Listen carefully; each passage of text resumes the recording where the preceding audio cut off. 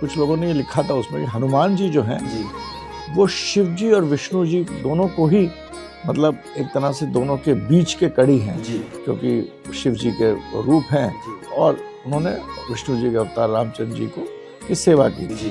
तो इस पे आपका क्या? हनुमान जी के जन्म को लेकर के गोस्वामी तुलसीदास जी ने श्री रामचरितमानस में व्याख्या की है।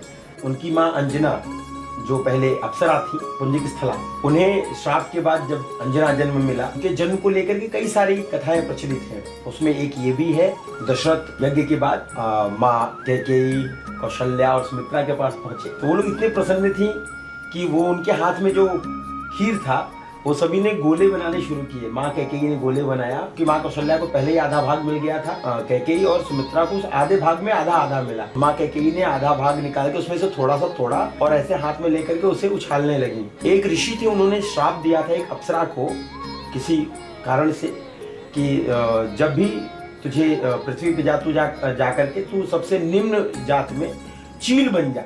अप्सरा बहुत उनके सामने गिड़गिड़ाई तो उन्होंने कहा कि घबरा मत, तेरा जो जन्म है और तुझे जो श्राप मिला है वो तेरे वरदान का कारण बनेगा। ये वही अप्सरा थी जो चील रूप में जा करके जब माँ कैकेयी वो उछाल रही थी तो उसको हाथ में लिया और ले जा करके वो वही खीर माँ अंजना के हाथ में गिरा दिया। वो खीर खाने के बाद माँ अंजना के गर्भ से हनुमान जी महाराज का जन्म हुआ है।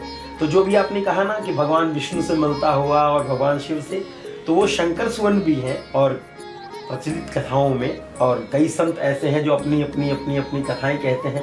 रामायण सब कोटि अपारा, भगवान श्री राम के भ्राता के रूप में भी हैं हनुमान जी। इसीलिए तुलसीदास जी ने लिखा है कि तुम मम प्रिय भरत ही सम भाई, भाई का उन्हें संज्ञा दिया है भगवान श्री राम ने। तो इसलिए भगवान विष्णु से मिलता हुआ उनका गुण है।